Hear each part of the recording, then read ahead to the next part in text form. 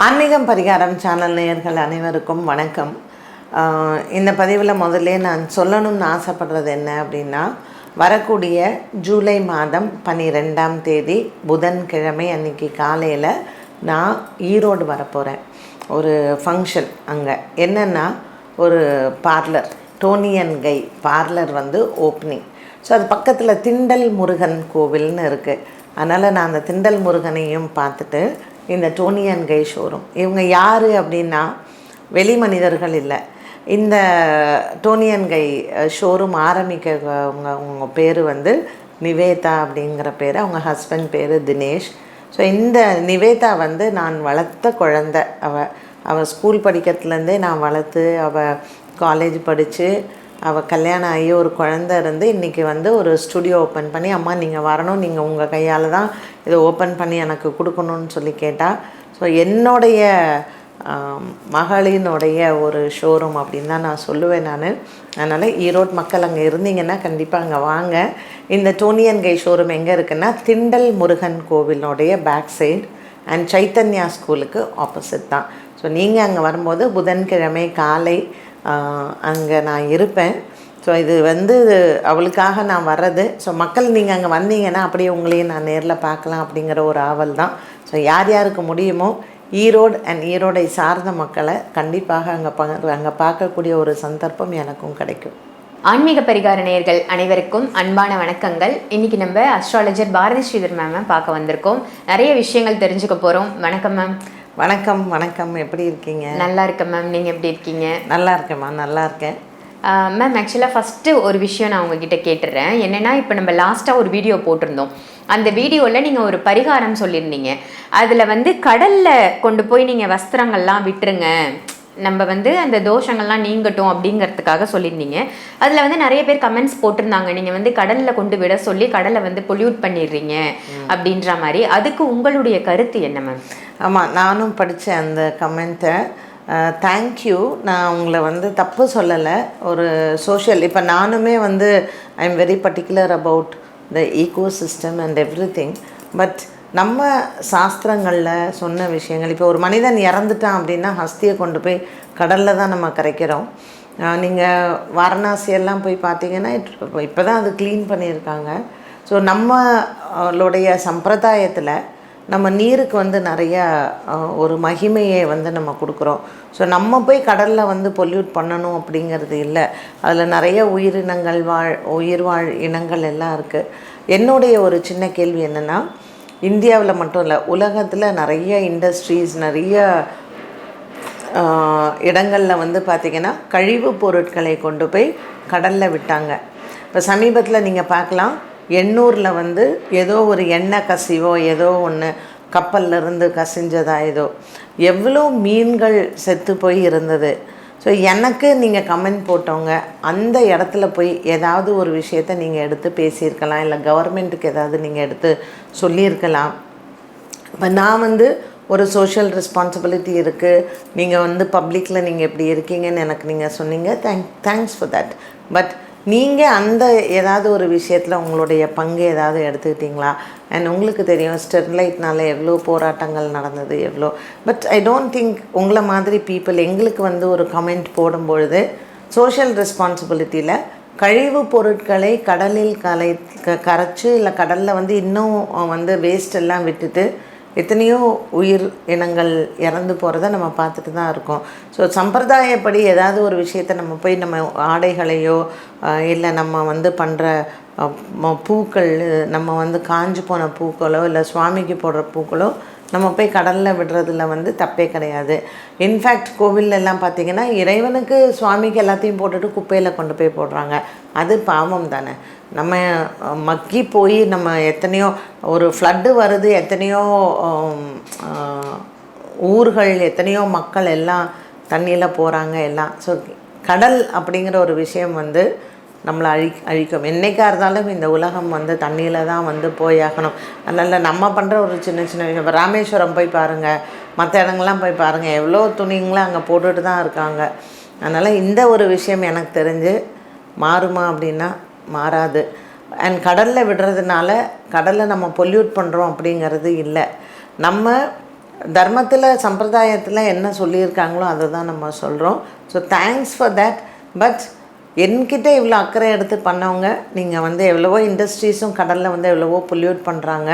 நான் சொன்ன விஷயத்தில் எந்த உயிரினமும் அழியாது, இல்லை எந்த ஜீவராசியும் வந்து இறந்து விடாது. பட் அதை தவிர்த்து எத்தனையோ இண்டஸ்ட்ரீஸ் அதை பண்ணுறாங்க. அதில் நீங்கள் போய் ஏதாவது ஒரு அக்கறை எடுத்து நீங்கள் பண்ணிங்கன்னா ஐ எம் ரியலி ஹாப்பிங்க. தேங்க்யூ. சரி மேம், இன்னைக்கான கொஸ்டினுக்கு போயிடலாம். இப்போ வந்து செல்வம் சேரணும், பணம் சேரணும்னு எல்லாருமே விரும்புகிறோம் இல்லையா? ஸோ பணத்தை ஈர்க்கக்கூடிய ஒரு 10 நல்ல வழிமுறைகள் சொல்லிக் கொடுங்க மேம். பணத்தை ஈர்க்கக்கூடிய ஒரு 10 விஷயம் கேட்டிருக்காங்க. ஃபஸ்ட்டு, பணத்தை நம்ம வந்து மதிக்கணும். என்கிட்ட இருக்குது அப்படின்ட்டுன்னு நம்ம ரொம்ப கர்வம், இல்லை தலையை விரித்து ஆடுறது, இல்லை மற்றவங்கள மதிக்காமல் இருக்கிறது, இல்லை இல்லாதவனை ஏளனமாக பேசுறது, இது எல்லாமே தவறு. ஸோ உங்கள்கிட்ட பணம் நிற்கணும், இல்லை பணத்தை ஈர்க்கணும்னா இருக்கும் பொழுது அந்த கர்வம் அப்படிங்கிறது இருக்கக்கூடாது. நம்பர் 1. நம்பர் 2, பணத்தை ஈர்க்கக்கூடியதில் நம்ம வீட்டை கோவில் மாதிரி வச்சுக்கணும். எவ்வளோக்கு எவ்வளோ நீங்கள் வீட்டை தூய்மையாக வச்சுக்கிறீங்களோ, எவ்வளோக்கு எவ்வளோ அதில் தெய்வாம்சம் இருக்கோ அது நல்லது. ஸோ அது நம்பர் 2. நம்பர் 3, நம்ம வீட்டில் ஒரு பணம் ஈர்க்கக்கூடிய ஒரு விஷயங்களில் அடுத்தவங்களுக்கு நம்ம கடன் கொடுக்கும் பொழுது யாருக்கு கொடுக்குறோம் அப்படிங்கிறத பார்க்கணும். செவ்வாய் வெள்ளிகளில் கண்டிப்பாக நம்ம பணத்தை வந்து அடுத்தவங்களுக்கு கொடுக்கக்கூடாது. அண்டு எவ்வளோக்கு முடிஞ்சதோ நம்ம வந்து சிக்கனமாக இருக்கிறது நல்லது. 4வது, மணி மேனேஜ்மெண்ட். இருக்கும்போது எல்லாருக்கும் தான தர்மம் பண்ணிவிட்டு அவங்க நமக்கு திரும்ப செய்வாங்க அப்படின்னு எதிர்பார்க்குறீங்க பார்த்தீங்களா? அது தப்பு. யாரும் அதை செய்ய மாட்டாங்க. ஸோ பணம் இருக்கக்கூடிய காலகட்டத்தில் நாம் அதை எப்படி சேமிப்பு அப்படிங்கிற ஒரு விஷயத்தையும் நம்ம வச்சுக்கிறோம். எனக்கு தெரிஞ்சவங்க ஒருத்தவங்க சொன்னாங்க, ரொம்ப பெரிய பணக்காரங்க. நான் அவங்கள ஒரு 40 வருஷத்துக்கு முன்னாடி பார்க்கும்போது எனக்கு அட்வைஸ் பண்ணாங்க, you earn the first lakh. முதல் 1 லட்சத்தை நீ சம்பாதிச்சேன்னா that 1 lakh will earn you the other lakhs அப்படின்னு சொன்னாங்க. ஸோ அவங்க ஒரு பெரிய கோடீஸ்வரன். நான்லாம் அவங்கள பார்த்து ஒரு இன்ஸ்பிரேஷன்.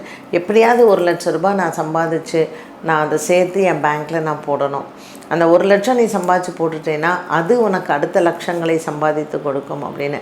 ஸோ இந்த மணி மேனேஜ்மெண்ட் அண்டு அதை சேர்க்கக்கூடிய ஒரு இதை நம்ம அதை கற்றுக்கணும். 2வது, நம்ம வந்து இந்த பணம் ஈர்க்கிறதுக்காக நான் வேலைக்கே போகல, ஆனால் மணி மேனேஜ்மெண்ட்டுங்கிறது ரொம்ப ரொம்ப அவசியம். நம்ம எவ்வளோ தூரம் சேர்த்து வைக்கிறோங்கிறது லைஃப்பில் it is also one of a way to attract money. And Mahalakshmi பூஜை, குபேரன் பூஜை, இதெல்லாமும் நம்ம பண்ணணும். நான் வேலைக்கே போகல, பூஜை மட்டும் பண்ணுறேன், பச்சைக்கல் பூரம் அந்த இதில் வைக்கிறேன், ஆனால் நான் வீட்லேயே உட்காந்துருக்கேன்னா கண்டிப்பாக யூ கேன் நெவர் ஏர்னுங்க. ஸோ அட்ராக்ஷன் ஆஃப் மணி நம்மக்கிட்ட வரணும் அப்படின்னா நம்ம ஃபஸ்ட்டு பாசிட்டிவாக இருக்கணும். நம்ம செய்கிற வேலையில் ரொம்ப நம்ம வந்து அதை என்ன சொல்கிறது, ஃபுல்லாக நான் அதில் எஃபர்ட்ஸ் போடணும். பேஷன் இருக்கணும் நம்மளோட ஒர்க்கில். ஸோ எவ்வளோக்கு எவ்வளோ நம்ம தொழிலை நம்ம லவ் பண்ணுறோமோ நமக்கு பைசா வந்துக்கிட்டே இருக்கும். அதனால் உங்களுடைய வேலையை நீங்கள் வந்து நேசித்து பண்ணணும். அது ஹார்ட் ஒர்க்காக இருக்கட்டும், இல்லை நீங்கள் ரொம்ப கம்மியாக தான் சம்பளம் வாங்குறீங்க பட் வேலை நிறையா நம்மளை எடுக்கிறாங்க அப்படிங்கும்பொழுது கூட மனசை பொறுமிக்கிட்டே இருந்தோம்னா நம்மளுடைய வளர்ச்சி வந்து இருக்காது. ஸோ எவ்வளோக்கு எவ்வளோ நம்ம கஷ்டப்படுறோமோ அதுக்கான பலன் கண்டிப்பாக ஒரு நாள் இருக்கும். ஸோ பாசிட்டிவாக இருக்கணும். அண்ட் மணி அட்ராக்ஷன் அப்படிங்கிறதுக்கு சில ஸ்லோகங்கள் எல்லாம் இருக்குது. ஸோ அந்த ஸ்லோகங்களையும் நம்ம சொல்லணும். நம்ம எவ்வளோ தூரம் வியாழன் வெள்ளி இந்த 2 டேஸ் வந்து மணி அட்ராக்ஷன் பண்ணுறதுக்கு நம்ம மந்திரங்கள் சொல்கிறதுக்கான ஒரு சூப்பர் டேஸ் அப்படின்னு சொல்லலாம். ஸோ நம்ம சில colours it will attract money. இப்போ உங்கள் பிஸ்னஸ் பிளேஸில் அந்த மாதிரியான கலர்ஸ் எல்லாம் நீங்கள் வச்சுக்கலாம். ஜென்ரலி வெல்த்துக்கு இல்லை மணி அட்ராக்ஷனுக்கு அப்படின்னு பார்த்திங்கன்னா பச்சை வந்து ஒரு நல்ல நிறம். அதனால் உங்கள் ஒர்க் பிளேஸில் நீங்கள் யூஸ் பண்ணுற பர்ஸு இல்லை நீங்கள் உட்கார்ற சேரில் ஒரு பச்சை கலர் துண்டு இதெல்லாம் போட்டுக்கோங்க. க்ரீன் வந்து it always attracts wealth. So அந்த அட்ராக்ஷன் ஆஃப் மணிக்கு நம்ம பச்சை நிறம் அப்படிங்கிறது கண்டிப்பாக வைக்கணும். அண்ட் உங்கள் பூஜை ரூமில் வந்து அந்த பர்பிள்னு சொல்கிறோம் பார்த்திங்களா, வைலட், அது வந்து மெடிடேஷனுக்கு ஒரு சூப்பரான ஒரு கலர் அது. ஸோ அந்த லைலாக் வைலட்டுன்னு சொல்லுவாங்க, ரொம்ப லைட் வைலட்டாக இருக்கும். அந்த மாதிரியான ஏதாவது ஒரு துணியோ அல்லது ஒரு பெயிண்ட்டோ இல்லை வால்பேப்பர் கலரோ அந்த இதில் நீங்கள் பூஜை ரூம்லேயும் போடுங்க. அதுவும் ஒரு மணி அட்ராக்ஷனுக்கான ஒரு சூப்பர் வே. அண்ட் இன்னொரு நிறம் வந்து பார்த்திங்கன்னா லோட்டஸ் பிங்க், இதுவும் மணி அட்ராக்ட் பண்ணக்கூடிய ஒரு கலர். ஸோ லேடிஸ் வந்து ஜென்ரலாக இந்த மாதிரியான விஷயங்கள் எல்லாம் நீங்கள் வீட்டில் ஃபாலோ பண்ணிங்கன்னா பணம் அட்ராக்ட் பண்ணுறதுக்கான சில வழிமுறைகள். ரொம்ப அருமையாக சொல்லி கொடுத்தீங்க மேம். நான் ஆக்சுவலாக 10 வழிமுறைகள் தான் கேட்டிருந்தேன் உங்ககிட்ட. நீங்கள் கலர்லேருந்து என்னென்ன மாதிரி யூஸ் பண்ணால் நமக்கு வந்து மணி அட்ராக்ட் ஆகும் அப்படின்றத சொன்னது ரொம்ப அருமையாக இருந்தது மேம். தேங்க்யூம்மா.